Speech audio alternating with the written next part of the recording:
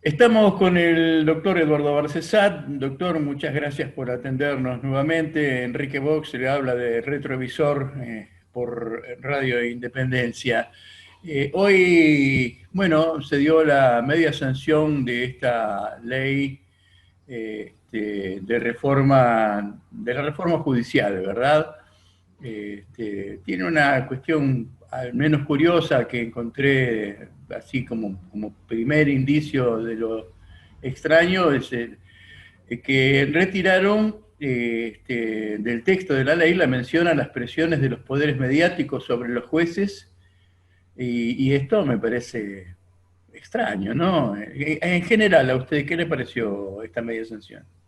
Bueno, no tengo el texto de la media sanción, lo que usted me acaba de comunicar para mí es una sorpresa porque considero que es una de las medidas tuitivas de la independencia del Poder Judicial que caracterizaba a este proyecto de ley, de modo que si efectivamente, y no tengo motivos por supuesto para dudar de su información, es así, esto es un retroceso.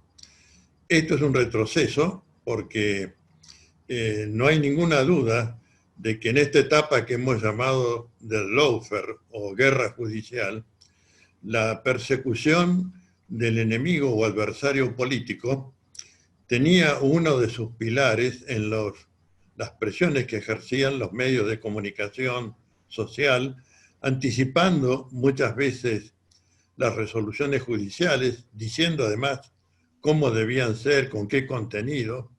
Recordemos los episodios de la visita al juez de Lomas de Zamora para indicarle el auto de prisión preventiva que debía dictar respecto de padre e hijo Moyano. Bueno, todo eso evidentemente estaba condicionado por la comunicación social, o cuando, por ejemplo, con 3 meses de antelación a la producción de la pericia de gendarmería para determinar las causas de la muerte de Nisman, ya fue anunciado por parte del multimedio Clarín cuál era la medida que se iba a adoptar, quiénes lo iban a hacer y con qué resultado. Que por supuesto el resultado era absolutamente contradictorio e inaceptable frente al documentado informe de los peritos del cuerpo forense. De modo que si esto ha sido retirado, hemos perdido una cláusula valiosa. Yo Incluso, para su tranquilidad le digo que lo estoy leyendo de el informe de TELAM, ¿no? Que es la agencia oficial. perfecto, perfecto. Bueno, más que nada para mi intranquilidad. Claro, sí, sí, realmente. Bueno, es más, le diría, yo propuse en el debate en el Senado, que fui convocado como experto, dos propuestas adicionales a las reglas de buen funcionamiento del Poder Judicial. La primera era la de establecer que toda prueba en el proceso penal debe ser legalmente adquirido. ¿Qué quería significar con esto? Quería significar que no puede haber una causa fundada en cuadernos, fotocopias de cuadernos cuyos originales han sido quemados y que después, para terminar de ser un escándalo judicial, reaparecen 6 de los 8 cuadernos famosos. Son los Bueno, cuadernos Fénix, ¿no? Nacieron de sí, las sí, sí. cenizas. Renacieron de sus cenizas, efectivamente.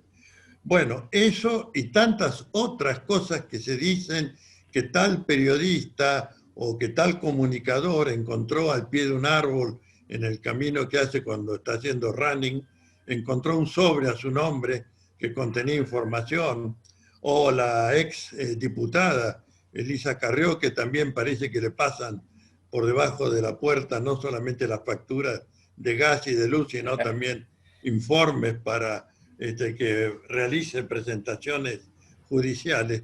Todo esto tiene que ser removido del proceso judiciario. Por eso digo que en mi intervención quería incluso reforzar la cláusula que ahora parece ha sido retirada. Y también agregaba otra propuesta, que es que los jueces, cuando hagan comunicación a los medios sobre algo que refiere a las causas en trámite, se trate de actos jurisdiccionales ya producidos y que se informe con sujeción a los principios que establece el artículo 42 de la Constitución Nacional de brindar información adecuada y veraz. Esta cláusula es la cláusula de derechos de consumidores y usuarios. Somos consumidores y usuarios de información pública. Bueno, necesitamos que esa información sea adecuada y veraz.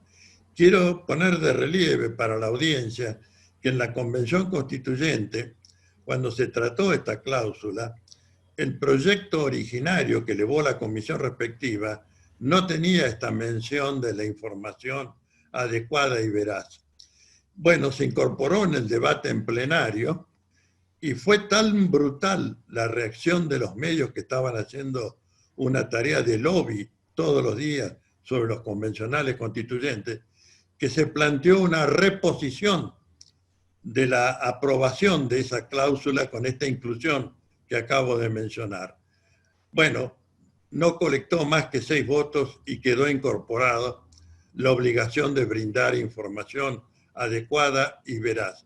Queremos que esto también esté para los jueces, es decir, que los jueces no anticipen resoluciones que todavía no han dictado en los expedientes, sino que cuando informen algo, que deben hacerlo porque como todo poder tiene que dar a publicidad sus actos, sea sobre los actos ya producidos en las causas judiciales. Lamento decir, pero voy a insistir si me convocan en la Cámara de Diputados, que no fueron tomadas estas iniciativas en el proyecto que se aprobó en Cámara de Senadores de la Nación y al cual ahora, por la información que Tela me ha brindado y usted me comunica, una de las incorporaciones que pensaba más valiosa para determinar cómo debe ser el desempeño de los jueces y su relación con los medios y los poderes de facto o los poderes políticos, lamento que se haya retirado porque eso empobrece el proyecto y incrementa la presión del lawfare, que es precisamente aquello que entendemos se ha comprometido el gobierno actual a desmontar en esta etapa para que no se utilice más a la persecución judicial como forma de destrucción del adversario político. Es realmente muy importante el tema. Claro, le leo textualmente lo que dice el subtítulo de la nota de Tela. Dice, el Frente de Todos retiró del texto la mención a las presiones de los poderes mediáticos sobre los jueces y definió al proyecto como parte de una reforma integral. Bueno, que el proyecto en general es bueno, eso no tengo ninguna duda, lo he apoyado y lo seguiré apoyando, pero ceder frente a la presión de los medios o si hubiera, y fuera el caso, que no lo es, que también tuviéramos que ceder ante la presión de los señores espías sobre cómo ellos inficionan las causas judiciales, claro. Obviamente estaríamos en una etapa de retroceso, porque vendríamos a confirmar con una ley de un gobierno democrático lo perverso de lo que fue en materia judicial y económica la gestión del gobierno Macri, ¿no?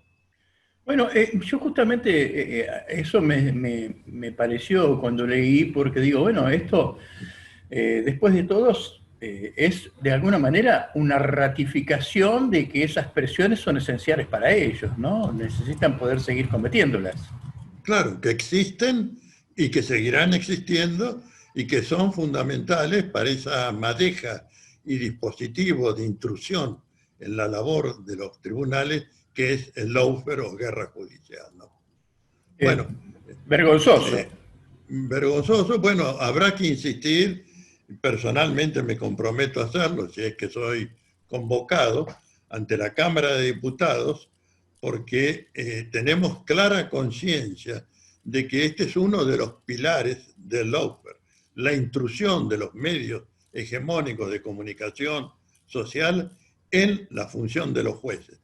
Y tendremos que poner de relieve nuevamente que de acuerdo a los tratados internacionales de derechos humanos, los 4 requisitos que definen la función judicial son idoneidad, independencia, imparcialidad y competencia. Estos 4 principios han sido arrasados por ese lawfare en el periodo de la gestión Macri. De manera que si aspiramos a un Estado de Derecho pleno, con un Poder Judicial que merezca el nombre de Poder Judicial de la Nación, es indispensable establecer los límites a esa interferencia de la comunicación social sobre la actividad de los tribunales, particularmente en las causas penales, ¿no? Bueno, habrá oportunidad, creo que hay instancias todavía para corregir estos aspectos, ¿no? Bueno, yo creo que si el proyecto pasa a la Cámara de Diputados, como es el trámite ordinario, en la Cámara de Diputados podrá establecerse un nuevo debate respecto de cuál es el comportamiento que tienen que tener los jueces y cuál es el comportamiento que tiene que haber desde fuera de la función judicial en el sentido de no interferir. No podemos tener frases como las que pronunció el expresidente Mauricio Macri de necesitamos jueces que nos representen, o no era lo que habíamos pactado, los jueces han fallado en contra de lo acordado. Eso que en cualquier país civilizado hubiera significado tomarlo de las pestañas y ponerlo fuera mediante juicio político, sin embargo, ha sido normalizado y no ha faltado senadores, caso de Federico Pinedo, de manifestar que es normal que los presidentes o funcionarios del Poder Ejecutivo se interesen por las causas en trámite. Y claro, esto, cuando una cláusula de la Constitución, su artículo 109, dice taxativamente que le está prohibido al Poder Ejecutivo tomar injerencia respecto de causas en trámite o restablecer las fenecidas, ¿no? Claro, bueno, se interesen no deja de ser un eufemismo de presión, porque ya sabemos qué pasó con los jueces que fallaron en contra de los intereses de Macri, lo que les pasó, ¿no es cierto? Así es, y que además fue anunciado antes de que comenzara la persecución. Recordemos que en un programa del señor Lanata se mostró un tríptico con las fotos de Freiler, de Rosansky y de Rafecas, diciendo, estos son los jueces que hay que remover. Antes de que hubiera actividad alguna en el Consejo de la Magistratura, en ese sentido, ya el comunicador por excelencia del gobierno macrista señala en su programa televisivo, en un tríptico, a estos 3 hay que sacárselos de encima. ¿Por qué? Porque eran y son jueces valiosos, independientes, juristas de criterio, académicos con trayectoria. Y en lugar de eso tenemos aquellos que llegaron por el dedo del presidente y que no son juristas prestigiosos, ni tienen una actividad académica digna de ser remarcada o señalada siquiera. De modo que nos hemos quedado con la escoria y nos han removido a 2 de los 3 jueces que indicaba ese programa anticipatorio del señor Jorge Lanata, ¿no? Una última pregunta, doctor, que ya estamos con el tiempo más o menos, tenemos un par de minutos todavía, pero es escaso. ¿Estamos muy lejos de un poder judicial democrático? Bueno, según el artículo 1 de la Constitución Nacional, el gobierno federal tiene que ser federal, bueno, la justicia lo es, representativo y republicano. El Poder Judicial de la Nación Argentina no satisface ninguno de estos 2 requisitos, ni representativo ni republicano. Y ello porque desde sus orígenes, tomado de la Constitución de Estados Unidos, y dicho esto en el texto del libro El Federalista, que es de los padres de la Constitución de Estados Unidos, afirmaban que el Poder Judicial tenía que ser un poder aristocrático, vitalicio, contramayoritario, para prevenir los posibles desbordes demagógicos y populistas de los poderes políticos. Bueno, esa es la cuna de nuestro Poder Judicial. Por eso es que soy de los que propician la reforma constitucional como el modo más efectivo de una profunda reconfiguración del Poder Judicial de la Nación para que se cumpla con aquello que desde 1853 está en el artículo 1 de la Constitución Nacional: representativo, republicano. Estos no son ninguna de las dos cosas. Bueno, doctor, ¿hay algo que quiera agregar? Bueno, me dejó usted una preocupación. Discúlpeme. Bueno, sí, ya sé, no es hora para dar malas noticias cuando uno está por cenar. Claro. Pero, bueno, mañana voy a leer y seguramente a confirmar esto, cosa que, repito, lamento enormemente, pero voy a redoblar, si es que soy convocado por la Comisión de Asuntos Constitucionales de la Cámara de Diputados, primero, el restablecer el artículo que fue dejado de lado. Y segundo, para que se incorporen las dos menciones que he hecho en este programa, porque, bueno, tengo lamentablemente una larguísima experiencia de actuación en la justicia federal penal y conozco los vicios que han entorpecido y hecho perder credibilidad al Poder Judicial de la Nación Argentina, ¿no?